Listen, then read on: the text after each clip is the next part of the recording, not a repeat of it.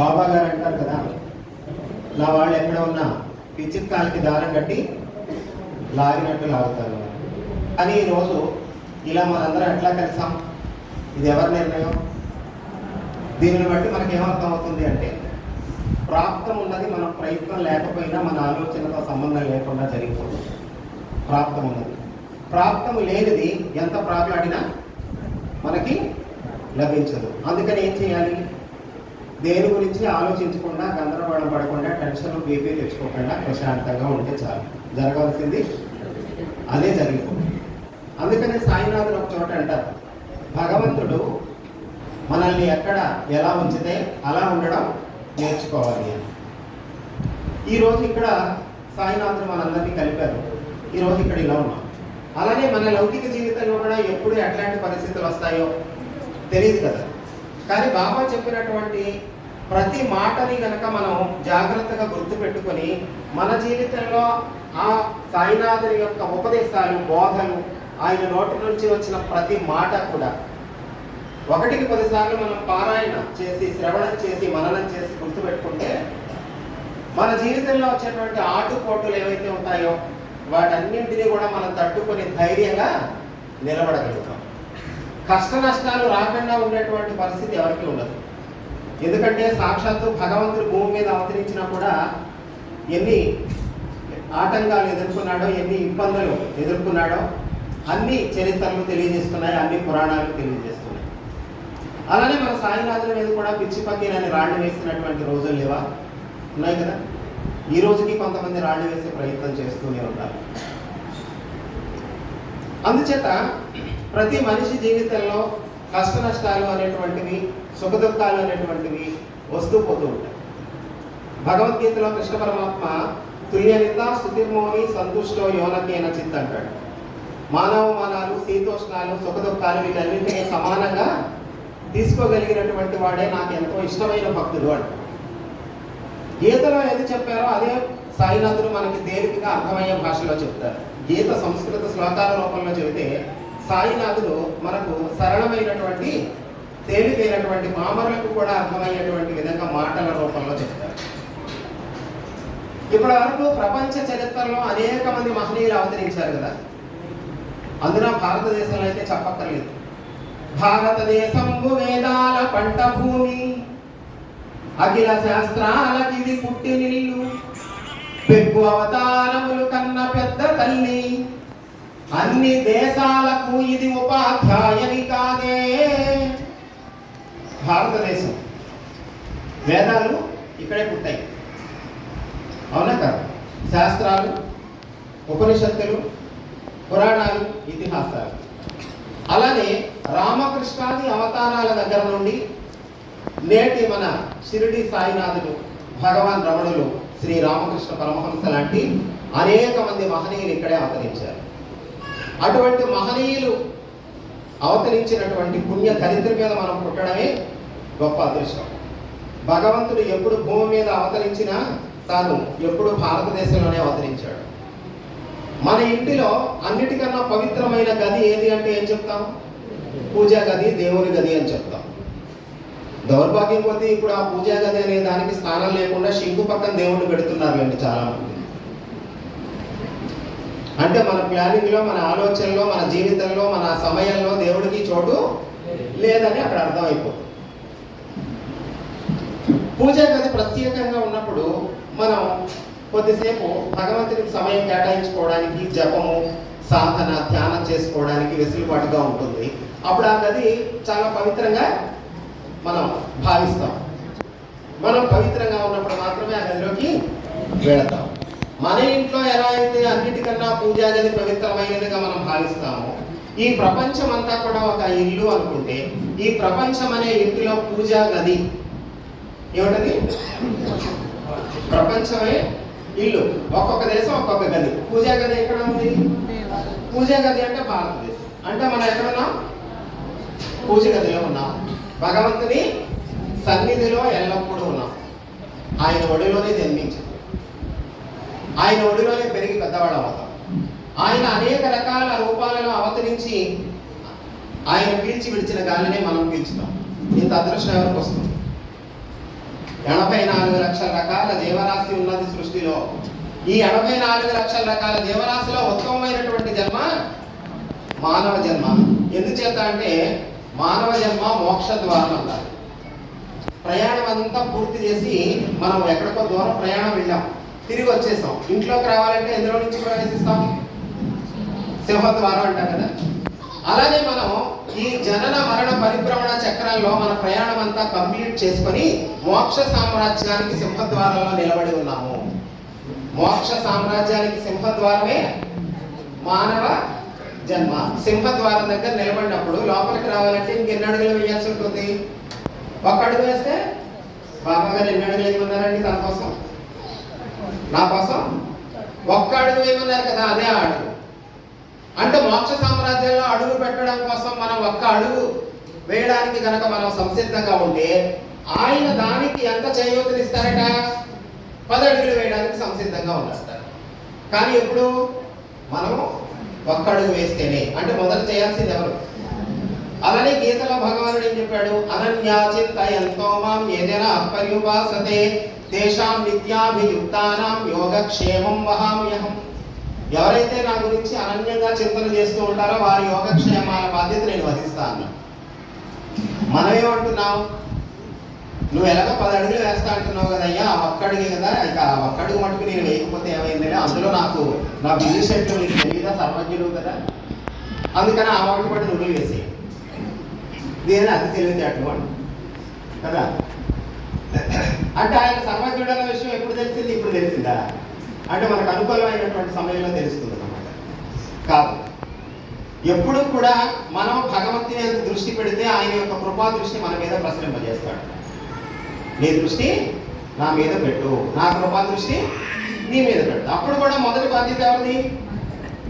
మరి మనం మన దృష్టి బాబా మీద పెట్టామా లేదా అని మనల్ని మనం ప్రశ్నించుకోవాలి కదా. ఫస్ట్ ఆయన చెప్పినటువంటి ఒక అడుగు మనం వేస్తామా లేదా, ఆయన చెప్పినట్లుగా మన దృష్టి ఆయన మీద పెట్టామా లేదా, అది ప్రశ్నించుకున్న తర్వాత ఆయన నెరవేరుస్తానన్న హామీలన్నీ మనకు వర్తిస్తాయా, వర్తించవా, ఆ లిస్టులో మన పేరు ఉంటుందా లేదో తెలుస్తుంది. అవునా కదా? గ్రీన్ కార్డుకి వైట్ కార్డుకి ఏమో ఉంటాయి కదా. అలానే సాయినాథుడు హామీలు ఇచ్చారు. ద్వారకామాయిలో కూర్చొని నేను ఎప్పుడు అసత్యం చెప్పను అన్నారు. నన్ను ఆశ్రయించిన వారిని, శరణు వచ్చిన వారిని రక్షించుటయే నా కర్తవ్యము అన్నారు. నన్ను నమ్మిన వారిని అక్కడికి పతనం కానివ్వను, మధ్యలో విడువను, చివరికంట గమ్యానికి చేరుస్తాను అన్నారు. ఇవన్నీ ఎక్కడ కూర్చొని చెప్పారట? ద్వారకామాయిలో కూర్చొని చెప్పారట. ద్వారకామాయిలో ఏముంది అంటే, అమ్మ దూరంగా అడిగింది తల్లి, అందరికీ డిస్టర్బెన్స్ అవుతుంది కదా మీ గురించి. ద్వారకామాయిలో కూర్చొని అసత్యం చెప్పాలని ఎందుకన్నారు బాబా? ద్వారకామాయిలో ఈశాన్యం మూల ఒక గోనె పట్టా వేసుకుని ఆయన కూర్చునేవారు. ఆగ్నేయం మూల నిరంతర అగ్నిహోత్రం దుని వెలుగుతుంది. అంటే ద్వారకామాయిలో కూర్చొని సాయినాథుడు చెప్పే ప్రతి మాట దేని సాక్షిగా చెప్పినట్లు? దుని అంటే అగ్ని సాక్షిగా ఆయన ప్రమాణం చేసేసారండి.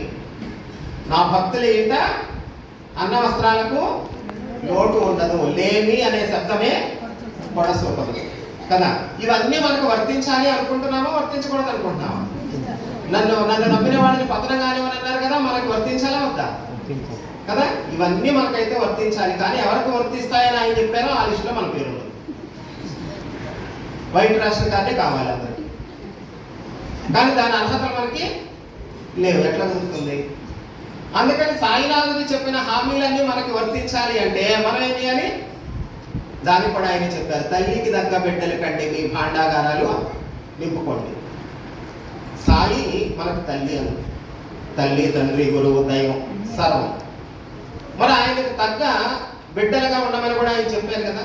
సాయి తల్లి అనుకుంటే, సాయి గురువు అనుకుంటే, సాయి తండ్రి అనుకుంటే ఆయనకు తగ్గ బిడ్డగా, ఆయనకు తగ్గ భక్తుడిగా మనం ఉన్నామా అంటే, సాయి భక్తులము అని మనం చెప్పుకునే స్థాయి నుంచి సాయినాథుడే మనల గురించి చెప్పాలంట, వీడే నా అసలైన భక్తుడు. అప్పుడు మన సాధన కంప్లీట్ అయినట్టు. ప్రారంభంలో మనం సాయి భక్తులు అని అనుకుంటాం. అరే ఇది కాదు, మనం చెప్పుకోవడంలో ఉపయోగం ఉంది, ఆయన చెప్పాలి వీడే నా భక్తుడు. అలా సాయినాథుడు ఒక విషయంలో చెప్పారు, గుర్తుందా? మేఘుడు గురించి గురించి చెప్తూ బాబా అంటారు, వీడే నా అసలైన భక్తుడు అని. ఒకవేళ సద్గురువు కనుక ఎవరినైనా వీడు నావాడు అని అనుకుంటే, ఏమంటే ఒక్కసారి ఆ స్టాంప్ ఆ ముద్ర వేసుకుంటే ఏం జరుగుతుందంటే, మేగుడు తను ఎవరు లేరండి, అనాథ. తను ఒక ఇంటిలో వంట బ్రాహ్మణుడిగా చేసేవాడు.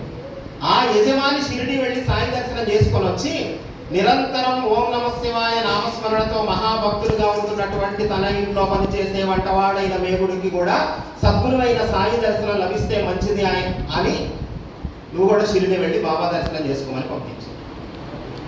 మేగుడు షిరిడి వచ్చాడు. యజమాని మాట మీద విశ్వాసంతో నమ్మకంతో కాదలేక వచ్చాడు, కానీ బాబా గురించి అతనికి ఏం తెలియదు. తీరా షిరిడి వచ్చి ద్వారకామాయిలోకి రాగానే ఒక ముస్లిం ఫకీర్ లాగా కనపడేసరికి, కానీ నేను బ్రాహ్మణుడు కదా, ఈయన ముస్లిం ఫకీర్ దగ్గరికి పంపించారు. ఈ విషయం తెలియక ఇప్పుడు సమాజంలో బాబా ముస్లిము, బాబాని విడిచిపెట్టండి, బాబా పూజ చేయొద్దు, ఎన్ని విమర్శలు వస్తున్నాయి. సాయిబాబా మీద వచ్చేటువంటి విమర్శలన్నింటికి సమాధానాలు చరిత్రలో ఉన్నాయి, కానీ ఆ చరిత్ర మనం చదవం, ఆ సత్సంగం మనం వినం. గురువారం వస్తే చక్కగా భోజనం చేసి వెళ్ళిపోతాము నమస్కారం చేసి. ఆయన సద్గురువు కదండి, ఆయన సద్గురువు దగ్గరికి ఎందుకు రావాలి? యూనివర్సిటీకి ఎందుకు జాయిన్ అవుతాం? యూనివర్సిటీలో ఆ స్థితికి మనం ఎదగాలి. నెమ్మదిగా హారతి, పూజ, అన్నదానం, ప్రసాదం స్థాయి నుంచి అసలు ఆయన మనం సద్గురు సచ్చిదానంద అని అంటున్నాం, కానీ ఎందుకు సద్గురు అయ్యాడు, ఏం బోధించాడో, ఆయన సద్గురు అయ్యాడో తెలియదు. మన దగ్గర మినిమం నాలెడ్జ్ లేదు. అప్పుడు నిజంగా విమర్శించే వాళ్ళందరికీ అవకాశం దొరుకుతుంది, మనం సమాధానం చెప్పలేక. అరే ఈ ముస్లిం ఫకీర్ కదా అనుకున్నాడు మేగుడు. అతని మనసులో శంక ఉంది కదా. బాబా ఏమన్నారంటే, అతను ఆంతర్యాన్ని తెలుసుకుని వెంటనే, నువ్వు ఒక సద్బ్రాహ్మణుడివి, నేను ఒక ముస్లిం ఫకీర్ని, అలాంటప్పుడు నీవు నా దర్శనానికి రావడం ఎందుకు, వెళ్ళు. అతను బయలుదేరి వెళ్ళిపోతున్నాడు నిజంగా. కానీ బాబా వెళ్ళిపోమన్నది నిజానికి అతన్ని కాదు, అతనిలో ఉన్న శంకని వెళ్ళబట్టాలనుకున్నారు కనుక అతను వెళ్తున్నాడు, కానీ అతని మనసంతా బాబా దగ్గరే ఉండిపోయింది. అందుకని ఆ శంక తొలగిపోయి మళ్ళీ తిరిగి వచ్చేసాడు. వచ్చేం చేశాడు? ఎప్పటి వరకు ఉన్నాడు? తన తుది శ్వాస షిరిడీలోనే విడిచిపెట్టాడు. తను షిరిడీలోనే సాగించాడు. ప్రతిరోజు 8 మైళ్ళ దూరంలో ఉన్న కోపర్గాం దగ్గర గోదావరికి వెళ్ళి కావిడితో నడిచి గోదావరి జలం తీసుకొచ్చి షిరిడీలో ఉన్న అన్ని దేవాలయాలలో అభిషేకం చేసి చివరిలో ద్వారకామాయిలో సాయినాథుడికి పూజ చేసేవాడు. అలా తన జీవితాంతం చేసి, ఏ సేవ అయినా ఒకటేనమ్మా మనం ఇక్కడ గుర్తుపెట్టుకోవాల్సింది, మనం ఏదైతే ఒక సేవ నాది అని తీసుకుంటామో ఆ సేవ సంపూర్ణంగా చేయాలి, పవిత్రంగా చేయాలి, భక్తిగా చేయాలి. ఈ ఊడ్చేది నా సేవ అంటే ఓడవడమే, ఇంకా త్రికరణ శుద్ధిగా. అలా ఎవరు ఏ సేవ అనుకుంటే ఆ సేవ. మేగుడు అట్లా సేవ చేసి చివరికి షిరిడీలోనే మరణించాడు. మేగుడు మరణిస్తే అతనికి ఎవరు లేరు కదా, అంతిమ యాత్ర చేయించాల్సిన తాలూకు బాధ్యత ఏర్పాట్లన్నీ సాయినాథుల వారే స్వయంగా తీసుకున్నారు. ఆయన అంత్యక్రియలతో పాల్గొన్నారు. శవయాత్రలో పాల్గొని పూల బట్ట కొట్టుకొని శవం మీద పూలు చల్లుతూ వెళ్ళారండి బాబా మేగుడు. తిరిగి వచ్చి ఆయన కళ్ళ బట్టి నీళ్లు పెట్టుకుని, మేగుడు చనిపోయాడు, వాడే నా అసలైన భక్తుడు అన్నారు. ఇప్పుడు ఇందులో ఇంకొక రహస్యం ఉంది, చాలా గొప్ప రహస్యం. అంటే గురువు చేసేది ఏమిటి? కానీ మనం గురువుని పెట్టుకొని కూడా గురువు బోధించేది ఏమి తెలుసుకోవట్లేదు ఈరోజు. అది మాకు బాధ. అందుకని ఎక్కడికైనా వెళ్ళాలనిపిస్తుంది. ఏదో 4 మాటలు చెప్తే బాగుంటుంది, ఇంత కష్టపడతాం, సేవ చేస్తాం, ఆరతులు, పూజలు, అభిషేకాలు, అర్చనలు అన్నీ ఉంటాయి. కానీ ఆయన గురువు అంటున్నాం, కానీ ఆ గురువు బోధించే జ్ఞానం ఏంటో తెలుసుకోకపోతే చాలా బాధగా ఉంటుంది. ఇప్పుడు చూడండి, ఇందులో రహస్యం ఏమిటి అంటే, మేగుడు చనిపోయాడని సాయినాథుడు సామాన్యుల వలె కళ్ళ నీళ్లు పెట్టుకోవడం ఏమిటి? మేగుడట షిరిడీలో ఉన్నప్పుడు, షిరిడీలో ఏ ఊర్లో అయినా ఎప్పుడైనా ఎవరైనా చనిపోతే దానికి కావాల్సిన కార్యక్రమాలన్నీ వాళ్ళ ఇంట్లో వాళ్ళు చేస్తూ ఉంటారు. అలాంటి సంఘటన ఏదైనా చూసినప్పుడు మేగుడు కనిపించేదట, రేపు ఒక రోజు నేను చనిపోతే నా కోసం ఇవన్నీ ఎవరు చేస్తారు, నేను పోతే నా కోసం ఒక కన్నీటి చుక్క కార్చేవాడు లేడు కదా అనుకునేవాడట. అతని మనసులో ఏదైతే బాధ వెలతి ఉన్నదో అది కూడా ఆయన కన్నీరు కార్చేసి ఫుల్ఫిల్ చేసేసారండి. That is Sadhguru. అది సాయిబాబా అంటే, అది సద్గురు అంటే మనం సాయి భక్తులు కాబట్టి సాయి అని అంటే మిగతాయి కాదనకూడదమ్మా. ఏ సద్గురు అయినా, సద్గురువుకి ఇది సబ్జెక్ట్ అంతా వర్తిస్తుంది. అక్కడ ఎవరు ఏ గురు భక్తులు అయితే దాన్ని పెట్టుకోవచ్చు. కదా. అంటే మన మనస్సులో గనక చివరిగా ఏదైనా ఒక కోరిక మిగిలిపోయింది అనుకోండి, అమ్మా అసలు మిగిలిన ఖాతా అంతా బ్యాలెన్స్ అంతా నీళ్ళు అయిపోయింది, కానీ ఏదో ఒక భావన అలా మిగిలిపోయింది అనుకోండి, దానికోసం ఏం చేయాలి? జన్మించాలి. మన మనోగత భావాలు కాదండి, మన మనోగత భావాలన్నీ కూడా జన్మ పరంపరకు కారణం అవుతాయి. జన్మ పరంపరకు కారణం. ప్రతి ఆలోచన దాని ప్రభావం దానికి తగ్గ జన్మ తీసుకుని ఆ మనసులో బలిపడిపోతే, ఏ సంకల్పమైన ఏ భావనైనా దృఢంగా ఉండిపోతే, నేను అట్లా అనుకున్నాను చేయలేకపోయాను, నేను అట్లా అనుకున్నాను చేయలేకపోయానని ఒకటికోసారి అనుకున్నామా, అది మళ్ళీ జన్మలైనా తీర్చుకోవాల్సిందే. అందుకని మనం ఎప్పుడు ఏ విధమైన భావాలు మనసులో పెట్టుకోకూడదు, ఏ విధమైన ఆలోచనలు పెట్టుకోకూడదు. చూడండి, భగవంతుడు ఎప్పుడు ఏం చేస్తే అదే మనకు ప్రసాదం, అంతే. అది ఆయన అనుగ్రహంగా, అది ఆయన ప్రసాదంగా, అది ఆయన ఆజ్ఞగా స్వీకరించగలిగితే చాలు. అప్పుడు ఏ విధమైనటువంటి ఖాతాలో బ్యాలెన్స్ మిగలకుండా ఉంటుంది. ఎందుచేతంటే పాపం వల్ల పుణ్యం వల్ల జన్మ కారణం అవుతుంది. అందుకని అన్నమాచార్య స్వామి వారి కీర్తనలో ఏమంటారు? ఒడిగట్టుకొనిన ఉభయ కర్మములు గడి దాటినప్పుడే కైవల్యము అన్నారు. పాపం పుణ్యం ఏ బ్యాలెన్స్ ఉన్నా జన్మించాలి. మేముడికి మనసులో నా కోసం కన్నీరు కార్చేవారు లేరే అన్నటువంటి బాధ మిగిలిపోయింది కనుక ఆ వెలితితో అతను ఇంకో జన్మెత్తాల్సిన అవసరం లేకుండా తను ఏడ్చాడంటే ఇక సద్గురువుకి ఏం చెప్పాలి? ఆ పూలు శవం మీద మన సొంత వాళ్ళు మరణిస్తేనే ఈరోజు మనం వెళ్ళట్లేదు శవం. అవునగా ఏదో వంక చెప్తున్నాం, వాళ్ళు ఎవరు తీసుకెళ్ళట వాళ్ళు ఏ నేలలో పెట్టేసుకున్నారు. మరి అలాంటిది సాయినాథుడు సమర్థ సద్గురువుగా, దత్తావతారంగా, మహనీయుడిగా, అవధూతగా, యోగీశ్వరేశ్వరుడుగా, వజ్రాలలోకెల్లా గొప్ప వజ్రం కోహినూరు వజ్రం ఎలాగో ప్రపంచ చరిత్రలో అవతరించిన మహాత్ములందరిలో కోహినూరు వజ్రం లాంటి వారు షిరిడి సాయిబాబా అన్నారు. నువ్వు నేను చెప్తే కాదు, మనం చెప్తే ఏమన్నాడు విలువ దానికి? ఎవరు చెప్పాలో ఆ చెప్పడానికి కూడా అర్హత ఉండాలి. మెహర్ బాబా అంటే ఆయన ఉన్నారు, ఫాలోవర్స్ ఉన్నారు. ఎంతమంది చేత వారు గురువుగా ఆశ్రయించబడ్డారు. అలాంటి మెహర్ బాబా, సాయిబాబా ఎంత గొప్ప మహాత్ములో నాకు తెలిసినట్లుగా, నాకు అర్థమైనట్లుగా ఈ జనం అందరికీ అర్థమైతే బాగుండే అన్నారు. కానీ ఆ రోజు వస్తుంది అన్నారు. చూడండి, మెహర్ బాబా, మెహర్ బాబా గురువు ఉపాసని బాబా, ఆ ఉపాసని బాబా గురువు సాయిబాబా. ఇప్పటి వరకు ప్రపంచ చరిత్రలో అవతరించిన మహాత్ములందరూ ఒక ఎత్తు అయితే షిరిడి సాయినాథుడు ఒక్కరే. ఎటువంటి సంశయం లేదు. కానీ సాయిబాబా మీద మరి ఎందుకు అన్ని విమర్శలు వస్తున్నాయంటే దానికి కారణం కూడా సాయి భక్తులే. సాయి తత్వము తెలుసుకోకుండా సాయిని అనుసరించే భక్తుల వల్లే మాట వస్తుంది. ఎందుకంటే తెలుసుకొని అనుసరించామనుకోండి, కరెక్ట్గా అనుసరిస్తాం, అవునా కదా? కానీ ఈరోజు జరిగే లోపం ఏమిటి అంటే, సాయి చరిత్ర ఎంతమందికి తెలుసు, సాయి బోధ ఎంతమందికి తెలుసు?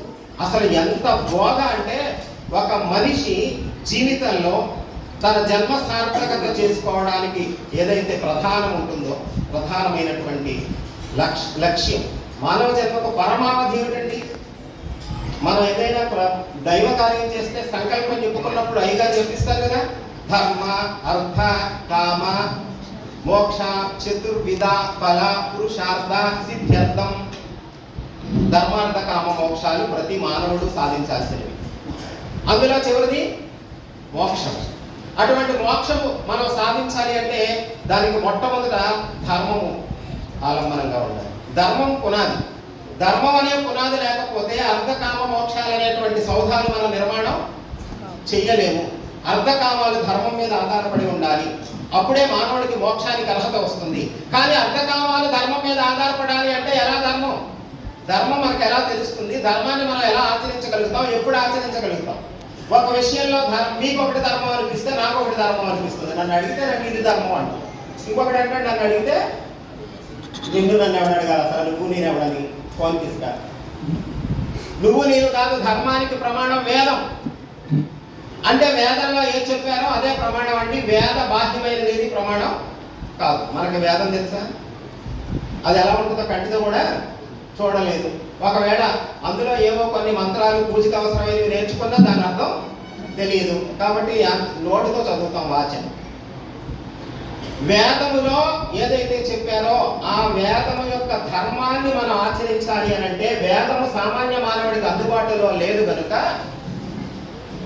పరమాత్మ భగవంతుడు అపారమైనటువంటి దయామయుడు గనుక, కరుణామయుడు గనుక వేద ధర్మము, వేదము ప్రతిపాదించినటువంటి ఆత్మతత్వము ఏదైతే ఉన్నదో దానిని అనుభవించినటువంటి మహాత్ములను మన మధ్యకి అన్ని కాలాలలో పంపిస్తూనే ఉంటాడు భగవంతుడు.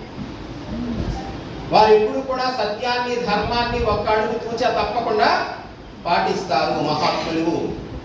అందుచేత మనం వేదం మనకు తెలియకపోవచ్చు, మహాత్ముల్ని కనుక పట్టుకొని వాళ్ళు వెళ్ళిన దారిలో మనం వెళ్ళిపోయారు. మనకి దారి తెలియదండి, ముందు ఒకడు వెళ్తున్నాడు, మేము అటు వెళ్తున్నామని మమ్మల్ని ఫాలో అయిపోమంటారు కదా.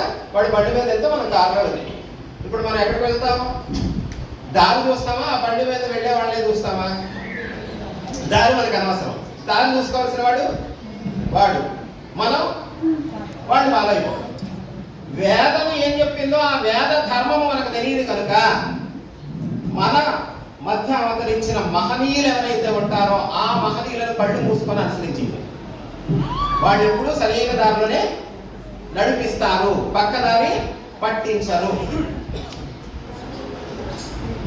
అందుచేత చరిత్ర పొడవునా మనకు అనేక మంది మహాత్ములు అవతరిస్తూనే ఉంటారు.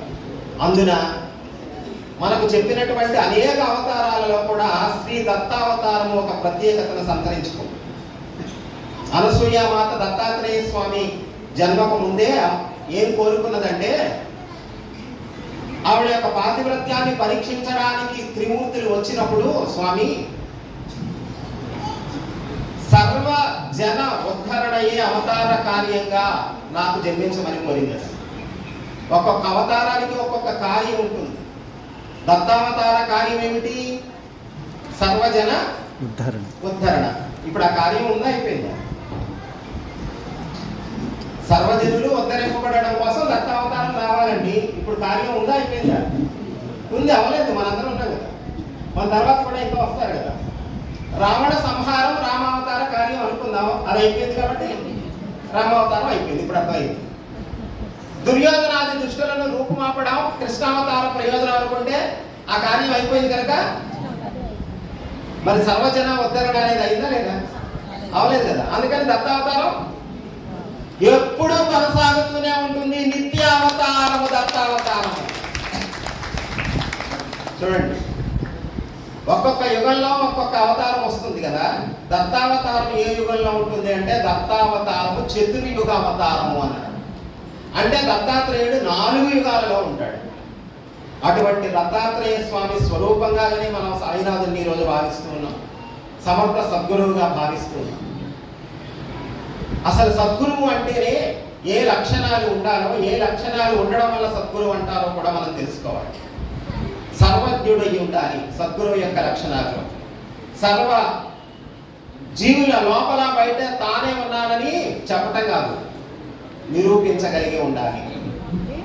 సర్వ సమర్థుడై ఉండాలి, మృత్యుంజయుడై ఉండాలి, బోధన దక్షత కలిగి ఉండాలి. ఇలాంటి లక్షణాలన్నీ సంపూర్ణంగా ఉంటే ఆయన సద్గురు అంటాం. సద్గురు అంటే వేషం కాదు, సద్గురు అంటే భాష కాదు, పాండిత్యము కాదు, ప్రాక్టికల్. ఇంకొక విషయం, ఇప్పటి వరకు వచ్చినటువంటి మహనీయులందరూ కూడా థియరీ క్లాసులు చెప్పారు. అక్కడ ఎవరికి అర్థం కాలేదు.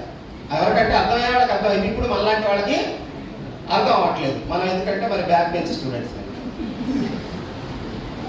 చెబితే అర్థం అవ్వట్లేదు కనుక మానవాడి యొక్క హృదయాలతో అనుభవం అనే భాషతో మాట్లాడడానికి వచ్చినటువంటి సద్గురు స్వరూపం అంట షిరిడి సాయినాథ్. అనుభవం అంటే ఏంటి? వింటే అర్థం కాలేదనుకోండి, మనకి ప్రాక్టికల్గా చేసి చూపిస్తా. నీకు అర్థమై చాలా జరుగుతుంది, నేను చూపిస్తా. చేసి చూపిస్తే ఇప్పుడు అర్థం. అలాంటి బుర్రలు కనుక మనవి ఆయన ప్రాక్టికల్గా ప్రతిదీ చేసి చూపించడానికి వచ్చారమ్మా. అందరిలో అంతటా ఉన్నది ఒకటే, అందరిలో అంతటా ఉన్నది ఒకటే. ఇప్పటి వరకు మహనీయులందరూ అదే చెప్తున్నారు. ఏకమేవ అద్వితీయం బ్రహ్మ. ఉన్నది ఒకటే, రెండవది లేదు. ఎలా ఉన్నదంటే ఒకటి, నువ్వు నేను వేరుగా తెలుస్తున్నా కదా. శత్రువు అనిపిస్తుంది, మిత్రుడు అనిపిస్తుంది కదా, ఎక్కువ అనిపిస్తుంది, తక్కువ అనిపిస్తుంది కదా. కుక్కను చూస్తే కుక్క అనిపిస్తుంది, మనిషిని చూస్తే మనిషి అనిపిస్తుంది, శత్రువుని చూస్తే శత్రువు, మిత్రుడు చూస్తే మిత్రుడు అనిపిస్తుంది కదా. అందరిలో అంతటా ఉన్నది ఒక్కటేనని, రెండవది లేదనే అనుభవం మనకు లేదు. కానీ మహాత్ములందరూ చెప్తున్నది మాత్రం అదే. వాళ్ళందరూ చెప్తున్నారని అనుకుంటాం, కానీ అది ఒక పట్టాలు మనకు అర్థమై చాలు. అందుకని సాయినాథులు ఏం చేశారు అంటే అర్థం అవడం కోసం ప్రాక్టికల్స్ చేసి చూపించారమ్మా. అందుకని మిగిలిన మహనీయులందరూ థియరీ క్లాసులు చెప్పేటువంటి లెక్చరర్లు సార్లు అయితే మన సాయినాథుల వారు ప్రాక్టికల్ సార్ అన్నమాట. వాడెవడో వచ్చాడు ఉపసం అని, ఒరే నువ్వు కొన్ని రోజులు షిరిడీలో ఉండు, నేను చెప్పిన నియమాలు పాటించి నీకు బాగుంటుంది అన్నారు. ఆ నియమంలో ఒకటి పుల్ల పెరుగు తినొద్దని ఒక షరతు పెట్టారు వాడికి అదంటే ఇష్టం. బాబానేమో ఖచ్చితంగా సద్గురువు ఏం చెప్తాడండి అంటే నియమం ఎవరికి ఏది ఇష్టమో దాన్ని వద్దని చెప్తాడు పత్యం. అయినా సరే రోజు పెరుగు తింటానే ఉన్నాడు, పాలు తోడబెట్టించుకుంటానే ఉన్నాడు భార్యతో.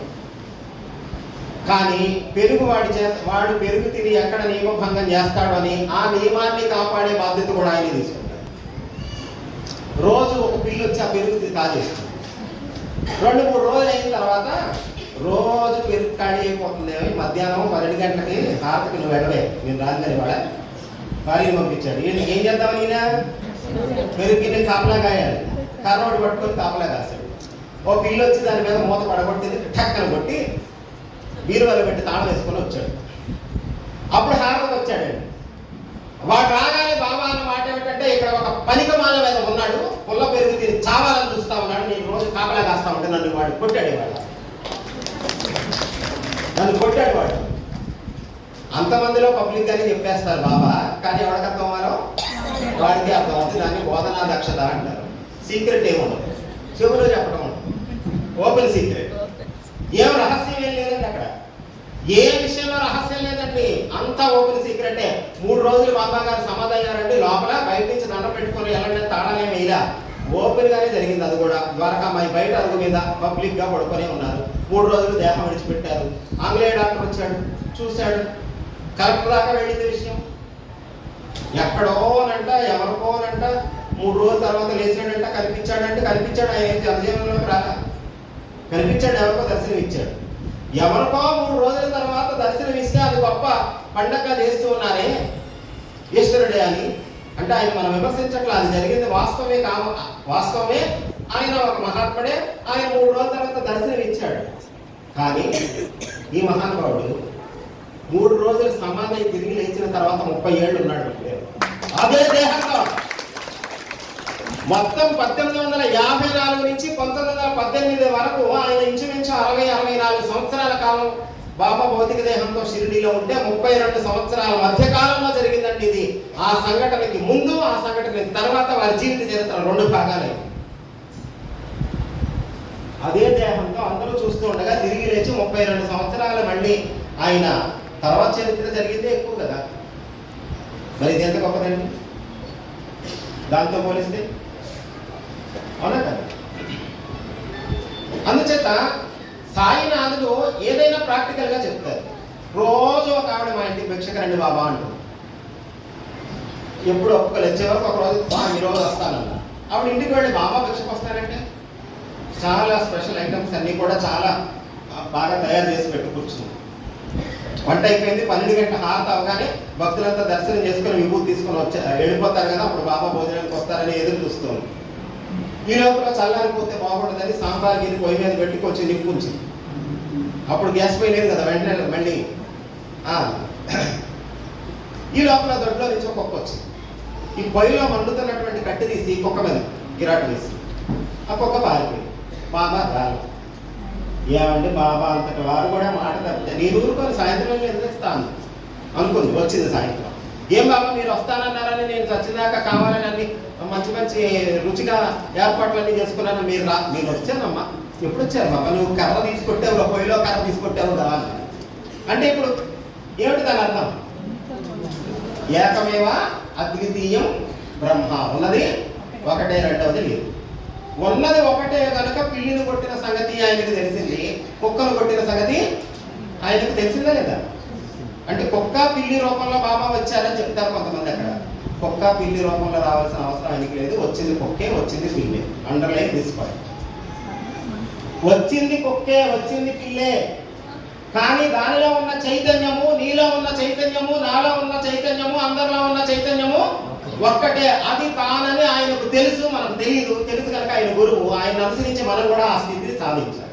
అది మానవ జన్మకు పరాకాష్ఠ. సాధనా స్థితిలోకి వస్తే సద్గురు ఏమిటో, సాయినాథుని ఏమిటో, మన జన్మ ఎలా సార్థకత అవుతుందో తెలుస్తుంది. కానీ మనం ఇంకా భక్తుల స్థాయిలోనే ఉన్నాం. శిష్యుల స్థాయికి ఎదగల. భక్తుడికి శిష్యుడికి తేడా ఉంది.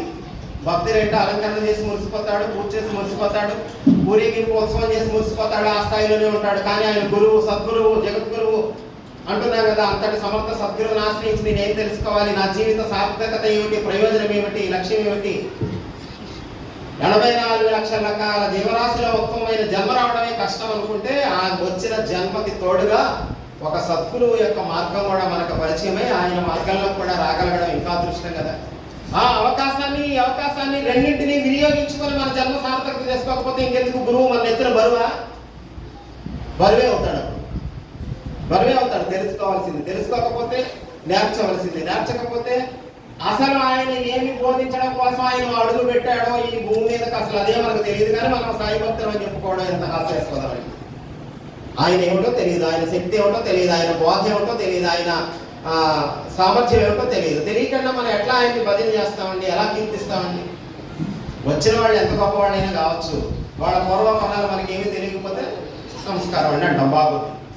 అదే వాళ్ళ గురించి మనకు తెలిస్తే, అబ్బా అంతటి ఆయన మన దగ్గరికి వచ్చారా, చాలా సంతోషం అండి, చాలా బాగుంది. తేడా ఉందా లేదా? భక్తి పొంగి పొరలే హృదయంతో సాయి సాయి అని పిలువు, నీవు సప్త సముద్రాల అవతల ఉన్నా కాపాడే బాధ్యత నాది.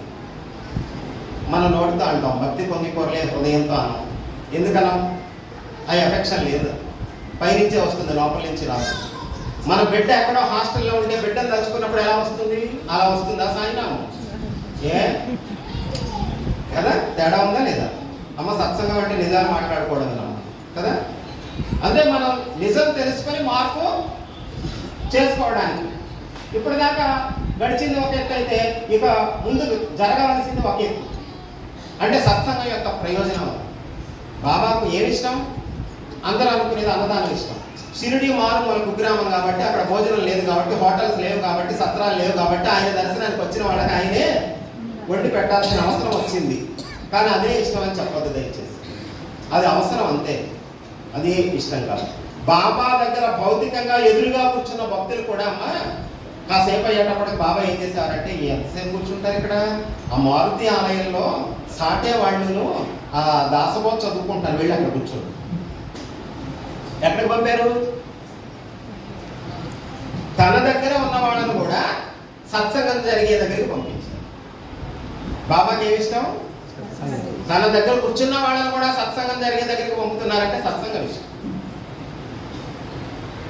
బాబా చెప్పినటువంటి ఒక వాక్యంలో కూడా చూడండి, పని చేయి, దైవనామం ఉచ్చరించు, సద్గ్రంథాలు పఠించు.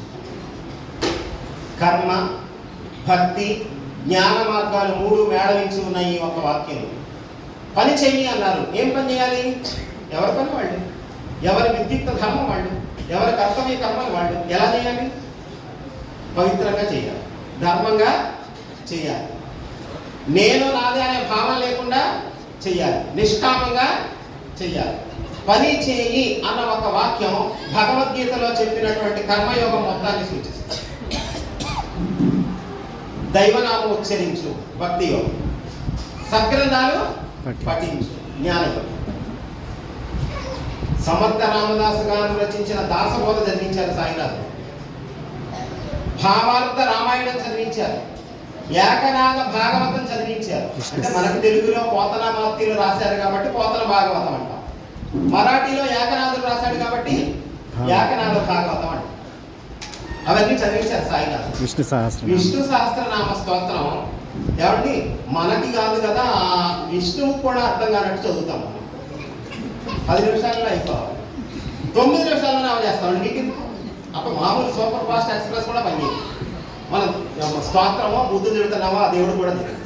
పాప వాడికి అర్థం కాక వాడు కూడా లేచి కూర్చున్న వాడు లేచి వెళ్ళిపోతాట మనం చదివే స్తోత్రం పట్టణం అనేసి. బాబా ఏమన్నారు? విష్ణు సహస్రనామం చదవమన్నారా? రోజు ఒక్క నామమైన భావయుక్తంగా చదవమన్నారా? ఇది మనకు నచ్చదు. బాబా చెప్పింది మనకు నచ్చదు, మనం బాబా భక్తులు. ఎలా చూడండి, ఒక వ్యక్తి తను వ్యక్తిగతంగా ఎలా ఉండాలి, కుటుంబంలో ఎలా ఉండాలి, సామాజికంగా ఎలా ఉండాలి, ప్రకృతి పర్యావరణాన్ని ఎలా సంరక్షించుకోవాలి, తల్లిదండ్రుల విషయంలో, గురువు విషయంలో ఎలా ఉండాలి, ప్రతి అంశాన్ని బాబా చెప్పారు. వేరే పర్సనాలిటీ డెవలప్మెంట్ అక్కర్లా, మనం మహాత్ముల చరిత్రలు జాగ్రత్తగా అర్థం చేసుకుంటే పర్సనాలిటీ బాగా డెవలప్మెంట్ అవుతుంది. లేదు ఇవేమీ లేకుండా పర్సనాలిటీ డెవలప్మెంట్ కోసం 3 నెలల కోర్సు, నెలకు 3,000 ఫీజు కడతాం, కట్టిన తర్వాత వాడు చివరి రోజు భగవద్గీత చదవమని చెప్పి పంపిస్తాం. మరి 3 నెలల నుంచి ఏం చేశాడంటే ఏదో చెప్తాడు కాలక్షేపం. ఈ పర్సనాలిటీ కొద్ది డెవలప్మెంట్ కావాలంటే ఎక్కడ లేనివన్నీ తిని, అక్కడ లేనివన్నీ తిని, రుచుల విషయంలో కూడా జాగ్రత్త చెప్పారు బాబా. రుచుల కోసం పోవద్దు, 1-2 వంటకాలతో తృప్తి చెందండి. ఏ విషయం చెప్పలేదు? రాజయ్యుండి కూడా బిచ్చగాని దుస్తులు ధరించేవాడు ఎంతో గొప్పవాడన్నారు సాయినాథుడు. అంటే ఏమిటి? Simple living, highly thinking. అంటే మనకు భగవంతుడు సంపదించాడు, ఇచ్చాడు కదా అని చెప్పి ఆ సంపదని విలాసాల కోసం ఖర్చు పెడతాం, మంచి విషయాల కోసం, మంచి గుణాల కోసం. వ్యక్తిగతంగానే కాదు, ఈరోజు మన దేవాలయ వ్యవస్థలో కూడా చాలా మార్పు రావాలి. బాబా గారు ఏం చేసేవారు? ఆయనకు వచ్చిన దక్షిణ వచ్చిన దక్షిణలో ఎక్కువ ఏ రూపంలో ఖర్చు పెట్టేవారు బాబా దక్షిణ? హరిదాసులు వారిని సత్కరించేవారు. అంటే అర్థం ఏమిటి? హరిదాసులు ఏం చేస్తారండి? ఏదో ఒక కథ ద్వారా, వారు హరికథ అనేటువంటి ఒక కార్యక్రమం ద్వారా ఏదో ఒక పురాణాల్లో, ఇతిహాసాల్లో, ఒక మహాత్ముడి చరిత్రను ఆలంబనంగా చేసుకొని మంచి మాటలు చెప్తారు కనుక వాళ్ళని ప్రోత్సహించారు. హరిదాసులకు ప్రత్యేకించి సాయినాథులు వారి దక్షిణలో ఎక్కువ కేటాయించి ఇచ్చేసేవారు ఆయనకు వచ్చిన డబ్బుల్లో. అంటే అప్పుడు కూడా ఏమి ఇష్టం బాబాకి? ఏదో రూపంలో భగవతత్వాన్ని ప్రచారం చేయాలి, చేసేవాళ్ళని ప్రోత్సహించాలి. నిజంగా మన దేవాలయాలకి ఇన్కమ్ సోర్స్ బాగా ఉంటే పూజారితో పాటు ఒకరో ఇద్దరో ఫైనాన్షియల్గా మనకు ఉన్నటువంటి పరిస్థితిని బట్టి ప్రోత్సహించాలి. ఇతర మతాలు ఎందుకు వ్యాప్తి చెందుతున్నాయి రోజు రోజుకి? ప్రసాదాలు పెడితే కాదు, ప్రచారం చేస్తే. రోజు మతం విస్తరిస్తుంది, మత మార్పులు ఎక్కువైపోతున్నాయని ఏడుస్తున్నాం. కానీ అలా ఏడవడం వల్ల మన మత మార్పులు ఆగము, మన మతంలో ఆగము. వాడు 10 మాటలు చెప్తున్నాడు కాబట్టి వెళ్ళిపోతున్నారు. మనం ఏం చెప్తున్నాం? కాబట్టి మనం పెట్టిన ప్రసాదం తీసి చేయగలుగుకొని వాడి మాట వింటాడు, వాడి ఓటేస్తాడు. కనుక మనం ఏం చేయాలి? ప్రసాదం ఎప్పుడు పెట్టాలంటే సత్సంగం అయ్యాక పెట్టాలి. మన ఆశ్రమంలో అంతే, కావాలంటే ఉంటారు అదే. జ్ఞాన ప్రసాదం ముఖ్యం. భోజనం అయితే మన ఇంట్లో కూడా ఉంది కదా, మన ఇంట్లో కూడా ఉంది. మనకి బోడి పథకాలు ఉన్నాయి, ఉచిత పథకాలు అన్నీ వస్తూ ఉంటాయి. తినడానికి ఏవి ఈ రోజు తిండి కూడా ఎవరికి కనుగో లేదు. నిజంగా చెప్పండి, నేను ఆలోచించండి అని అంటారు ఎక్కడికి వెళ్ళిన సత్సంగాల ద్వారా. ఇతర మతాలు ప్రచారం ద్వారా ప్రాకుతున్నాయి, నానాటికి విస్తరిస్తున్నాయి. మనము ప్రచారం ఇతర ఊర్లకు వెళ్ళి, ఇతర ఇళ్లకు వెళ్ళి తర్వాత సంగతి మన ఊళ్ళో మాత్రం మనం ఏం ప్రచారం చేస్తున్నాం, ఎంత ధర్మ ప్రచారానికి సమయం కేటాయిస్తున్నాం, ఎంత బడ్జెట్ కేటాయిస్తున్నాం. ప్రసాదాలకైనా సింపుల్గా పెట్టచ్చు, అలంకారానికైనా సింపుల్గా చేయొచ్చు. ప్రచారం చేసేవాళ్ళు, 4 మాటలు ప్రవచనాలు చెప్పగలిగే వాళ్ళని ప్రోత్సహిస్తే ఆ రంగంలో కూడా కొంతమంది వస్తారు. ఆ రంగంలోకి రావడం వల్ల నా పని అవ్వడం లేదు, నాకు ఇబ్బంది అవుతుందనే బాధ లేకుండా వాడి కుటుంబం, వాడి వ్యవస్థ నడుస్తుంది. అవసరమైతే ఏం చేయాలండి? ఒక వెహికల్ కూడా ప్రొవైడ్ చేయాలి, తిరిగి ప్రచారం చేయమన్నారు. ఇది గొప్ప సేవ. జ్ఞానదానము చేస్తే ముల్లోకాలు దానం చేసిన దానికన్నా గొప్ప ఫలితము జ్ఞానదానం. ఆలోచించాలి. అందుకని సాయినాథులు చూడండి వ్యక్తి స్థాయిలో ఎలా ఉండాలో చెప్పారు. ఒకప్పుడు బాబా అంటారు, నా తల్లి అధికారంలో పుళ్ళుబడి పురుగులు పడ్డాయి, అయినా సరే నేను ఆవిడ సేవ చేసి రుణం తీర్చుకున్నాను. ఆయన తల్లి ఎవరు అసలు? ఆయన తండ్రి ఎవరు? కులం ఏమిటి?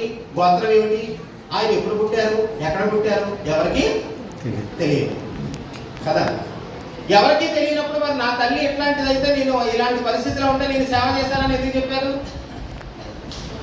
మనకు ఆదర్శంగా ఉండడం కోసం. ఈరోజు సాయి భక్తులం అనుకునేవాడు కొన్ని మిగతా వాళ్ళ సంగతి పక్కన పెడదాం. మన తల్లిదండ్రులు వృద్ధాశ్రమంలో కనుక ఉంటే మనం ఆ గడప దాటి లోపలికి రావడానికి కూడా అర్హత మనకి ఉండదు.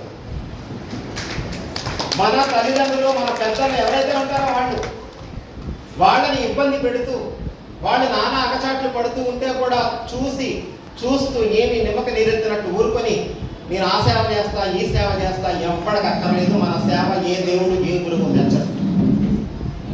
హరిబాబు అనే అతను రామేశ్వరం వెళ్ళడానికి బయలుదేరి వస్తే రాగానే అతనితో బాబా అన్నారు, నీ తల్లి నీ కోసం ఎదురు చూస్తుంది, వెళ్ళు, రామేశ్వరమే నీ కోసం వస్తుంది, నువ్వు వెళ్ళవయ్యా, రామేశ్వరం నువ్వు వెళ్ళక్కర్లేదు.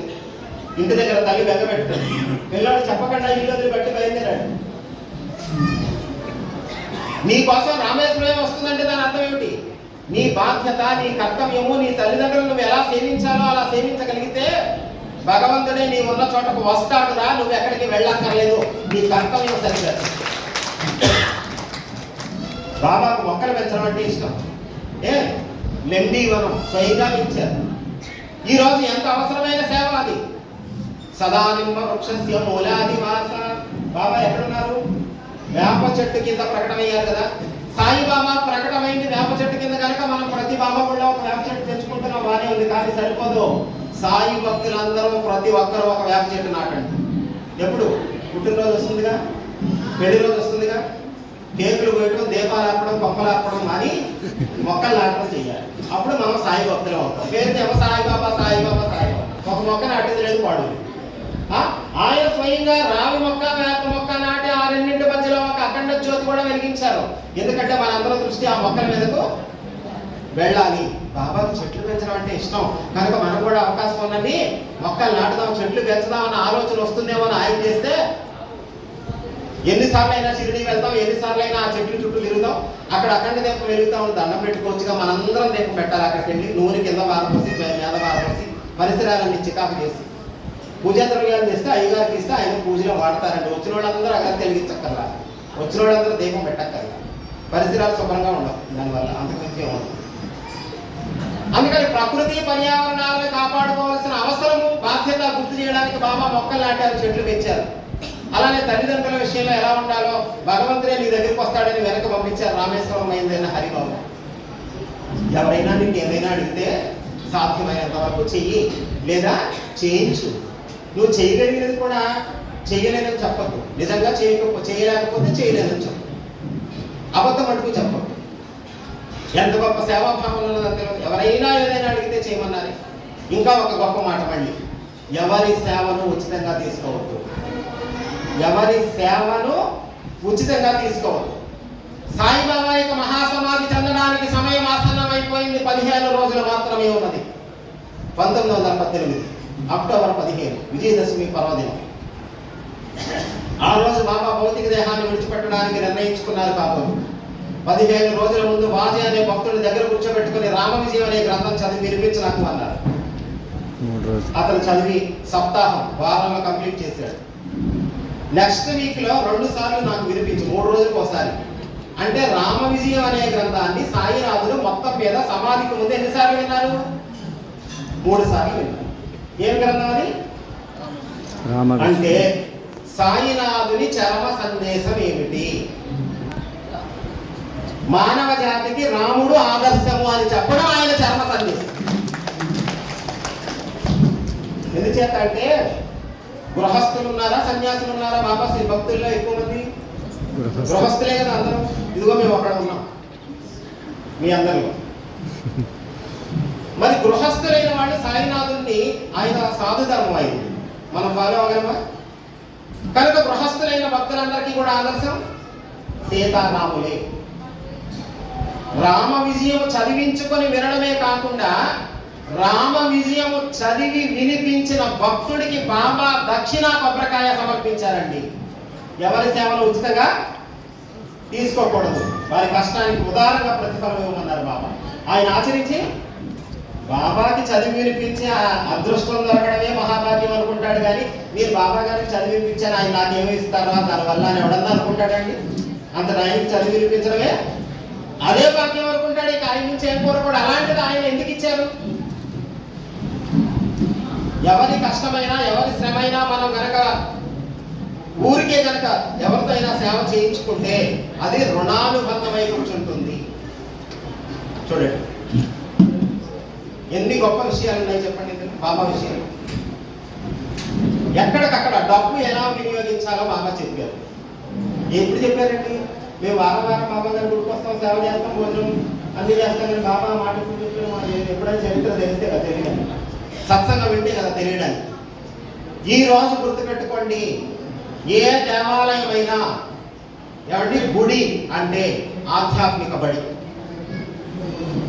బడిలో ఏం చెప్తారు? పిల్లలకి పాఠాలు నేర్పుతారు. గుడిలో జీవిత విలువలు నేర్పాలి. అలా జీవిత విలువలు నేర్పే ఆధ్యాత్మిక బడిగా ప్రతి గుడి ఉపయోగపడిన రోజున సమాజంలో మంచి మార్పు ఎందుకు రాదు? ఎందుకు అన్య మతాలు విస్తరిస్తాయి? ఎందుకు సనాతన ధర్మానికి పూర్వ వైభవం ప్రాప్తించదో ప్రశ్నించుకోండి ఒకసారి దయచేసి. కానీ ఈరోజు గుళ్ళు అంటే బళ్ళుగా ఉన్నాయా? సత్సంగ వేదికలుగా ఉన్నాయా? ఆధ్యాత్మిక కేంద్రాలుగా ఉన్నాయా? ఆలోచించుకుదురుగాక. గుండె మీద చేయి వేసుకొని మనల్ని మనం ఆత్మ పరిశీలన చేసుకుంటే సత్సంగం వింటే ఎంత బాగుంటుందమ్మా. ఎన్ని విషయాలు తెలుస్తాయమ్మా. మనిషిలో ఎంత ప్రభావితులవుతాడా. ఆత్మహత్య చేసుకోవడానికి సిద్ధమైపోయిన వాళ్ళు కూడా సత్సంగం విని ఇంకా నేను ఆత్మహత్య చేసుకోకూడదు అని వాళ్ళ ప్రయత్నాలు విరమించుకుంటున్నారమ్మా. సత్సంగం డైరెక్ట్గా రోజు వినలేకపోవచ్చు, రికార్డ్ అవుతుంది ఎక్కడ సత్సంగం జరిగినా. అందుకని ఫోన్ చేతిలో పట్టుకున్నారు ఏమిటి అనుకోకండి, రికార్డ్ అవుతుంది. గ్రూపులో పెడతాం. 2050 మంది ఉన్నారు సత్సంగం వినేవాళ్ళు గ్రూపులో. మీరు కూడా ఉండొచ్చు ఇక నుంచి కావాలి అంటే, బలవంతమైనది. రోజు సత్సంగం వినాలి అంటే స్నానం చేసి మడి కట్టుకొని కూర్చోక్కర్లేదా? పొద్దున్నే నిద్ర లేచిన దగ్గర నుంచి చీపురు పట్టుకున్నప్పుడే సెల్ ఫోన్ ఆన్ చేస్తారు, ఏదో ఒకటి ఆన్ చేసి ఏదేదో సత్సంగం ఆన్ చేస్తే చాలు. దానికి మడి తడక్కర్లా, వినడానికి మాట్లాడటాకేమైంది? ఈరోజు దేశవ్యాప్తంగా ప్రపంచంలో విదేశాల్లో కూడా ఉన్నటువంటి వాళ్ళు ఎంతోమంది